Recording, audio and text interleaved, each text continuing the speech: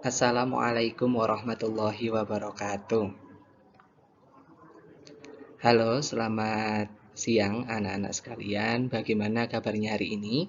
Semoga kalian dalam keadaan sehat. Amin amin ya robbal alamin.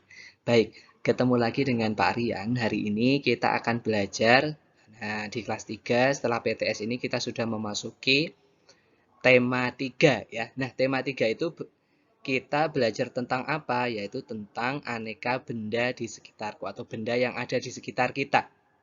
Nah, mungkin setiap hari adik-adik sekalian di lingkungan kita semuanya pasti banyak sekali benda-benda yang ada di lingkungan sekitar.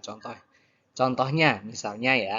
Nah, kalian kalau misalnya pas main atau kalian di rumah misalnya punya mainan, nah biasanya mainan adik-adik semua itu kan bentuknya ada yang berbeda-beda, kemudian ada warnanya yang berbeda-beda, ukurannya ada yang berbeda-beda. Nah, coba perhatikan benda-benda atau mungkin mainan kalian atau benda-benda yang ada di sekitar kalian. Nah, bagaimana misalnya bentuknya seperti apa, warnanya seperti apa, dan ukurannya seperti apa. Nah, itu maka kita akan bisa belajar tentang pengelompokan benda yang ada di sekitar kita. Oke, seperti itu nggih. Nah, eh, kita mengamati benda dan bukan benda. Jadi benda itu apa sih? Benda itu adalah segala sesuatu yang memiliki berat ya, memiliki berat dan menempati ruang. Nah, seperti itu. Nah, di sini Pak Rian punya gambar contoh kira-kira mana yang benda dan mana yang bukan benda. Nah, kita lihat yang termasuk benda itu kan tadi memiliki berat sama memiliki ruang ya, atau memiliki volume. Nah, seperti itu. Nah, jadi yang pertama ada api. Api itu benda apa bukan sih? Nah, jadi api itu termasuk bukan benda karena dia tidak punya berat atau tidak memiliki ruang. Nah, seperti itu. Kemudian kalau air itu benda atau bukan ya? Air benda. Kemudian ember, ember itu juga benda. Nah, kemudian selanjutnya ada suara. Nah, suara itu juga bukan benda. Kemudian ada cahaya. Cahaya itu juga bukan benda karena kalau cahaya itu kan tidak punya tidak punya berat sama tidak memiliki ruang kayak gitu ya. Kemudian selanjutnya ada HP. Nah, HP itu jelas ya, itu benda. Kemudian di situ ada gelembung sabun. Gelembung sabun itu juga termasuk benda ya, dan ada balon udara. Oke, seperti itu ya cara membedakan antara benda dan tidak benda. Baik, untuk selanjutnya benda-benda dapat dikelompokkan berdasarkan sifat fisiknya. Jadi, sifat fisik benda itu ada apa saja? Berarti ada ukurannya, kemudian ada bentuknya, sama ada warna. Nah, sekarang ada ukuran benda. Jadi, ukuran benda itu kan bermacam-macam. Ada yang ukurannya kecil, kemudian ada yang ukurannya sedang, ada yang ukurannya besar. Nah, seperti itu ya. Selanjutnya ada bentuk benda. Bentuk benda itu juga beraneka ragam. Kira-kira bentuknya apa saja? Ada yang bulat atau bundar gitu ya. Misalnya segitiga, kemudian ada yang kotak, ada yang persegi panjang dan lain sebagainya seperti itu. Kemudian warna benda. Nah, benda-benda yang ada di sekitar kita itu juga warnanya beragam. Ada merah, kemudian kuning, hijau dan lain sebagainya. Seperti itu ya. Nah, itu berarti benda itu dikelompokkan berdasarkan sifat fisik. Kalau sifat fisik itu berarti sifat yang terlihat oleh mata kita. Seperti itu, nggih. Nah, sekarang mengukur panjang benda dengan satuan panjang yang baku. Contoh alat ukur panjang apa? Contoh salah satunya adalah penggaris. Ya, penggaris. Kemudian ada meteran pita, meteran saku, kayak gitu ya. Nah, itu ada gambar berbagai alat ukur panjang. Jadi satuan yang dipakai pada penggaris adalah biasanya apa? Sentimeter ya. Nah, satuan apakah yang digunakan pada alat ukur lainnya? Jadi kalau alat ukur lainnya misalnya alat ukur panjang, biasanya kan ada sentimeter, ada milimeter, kemudian ada meter. Nah, seperti itu ya. Nanti ada bermacam-macam. Nah, itu ada beberapa contoh bentuk alat ukur ya, alat ukur panjang, misalnya penggaris, kemudian ada meteran. Nah, misalnya kalau kita mau jahit baju atau mau bikin baju, biasanya kan kita diukur tuh. Nah, itu juga menggunakan meteran, meteran pita namanya. Kemudian kalau Pak Tukang, biasanya kalau mengukur, kalau buat bangunan itu kan juga pakai alat ukur panjang ya. Nah, itu jadi ada alat ukurnya, masing-masing punya alat ukur sendiri seperti itu. Nah, ini ada contoh soal adik-adik semuanya. Tentukan hasil pengukuran pada benda berikut. Nah, siapa di sini yang sudah bisa mengukur benda-benda menggunakan penggaris? Nah ini adik-adik bisa dicoba di rumah masing-masing. Kalau misalnya di rumah punya penggaris ya, diukur benda-benda yang ada di sekitar kalian dengan penggaris. Nah, nanti panjangnya berapa seperti itu ya. Nah, itu contoh benda-benda misalnya ini ada alat tulis yang kita ukur dengan menggunakan penggaris ya, seperti itu.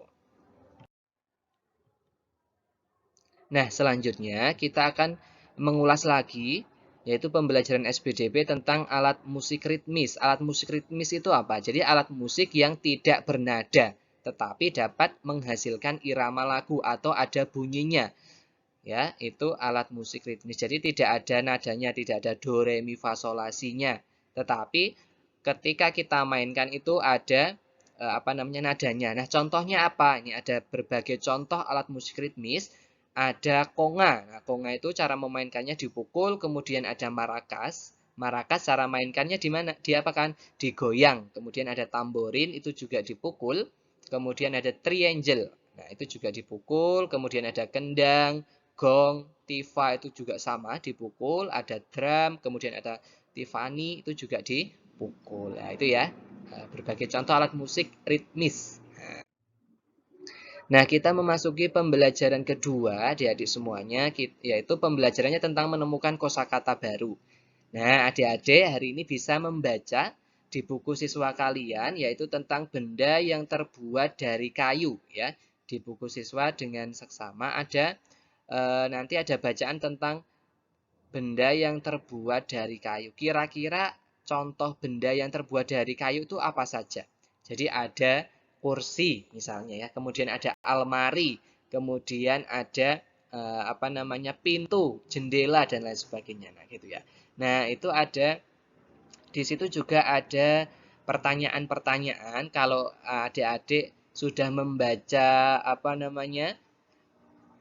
bacaannya, benda terbuat dari kayu nanti bisa dicoba juga ya. Misalnya menjawab kenapa sih keunggulan kayu itu apa, kemudian kelemahan kayu itu apa ya. Kemudian berapa lama kita cara membuat misalnya kayu dijadikan meja, kayu dijadikan berbagai macam olahan benda itu berapa lama seperti itu ya.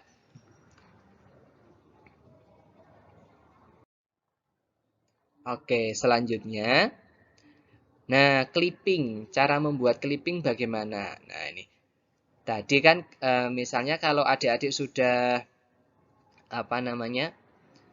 membaca bacaan yang dibuat dari kayu kayak gitu ya. Nah, kayu itu kan bisa diolah menjadi benda-benda yang dipakai sehari-hari.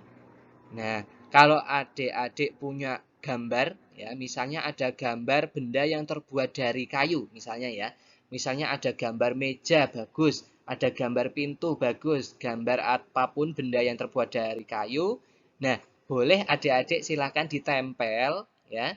Nanti kalau ada yang punya gambarnya silakan boleh ditempel kemudian ditempel di bukunya, di buku tematik kalian ya, seperti itu. Kemudian dikasih nama, ya itu saja sih. Kalau ada yang punya, kalau nggak punya ya nggak usah dipaksakan, nggak apa-apa ya. Itu. Kemudian selanjutnya, nah musyawarah. Selanjutnya ini PPKN ya, musyawarah.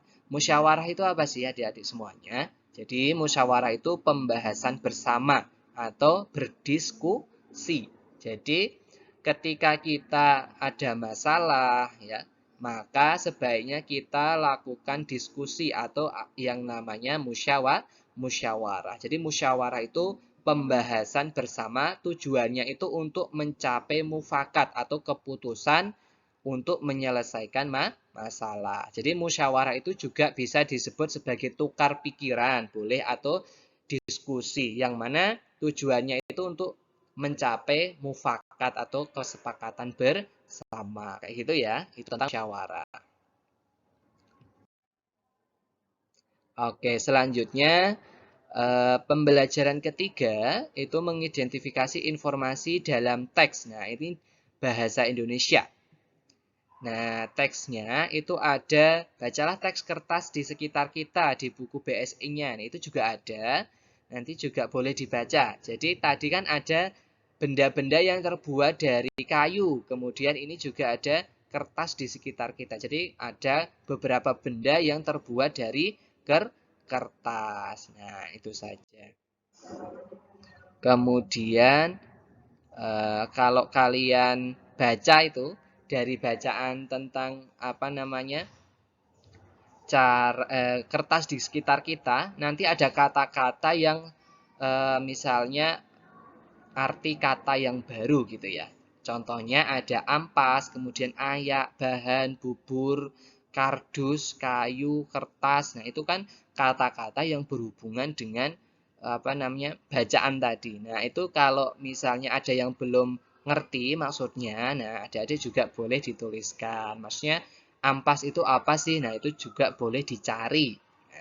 Nah, nyarinya itu di mana? Yaitu ada di Kamus Besar Bahasa Indonesia juga boleh, atau misalnya di internet juga ada banyak ya.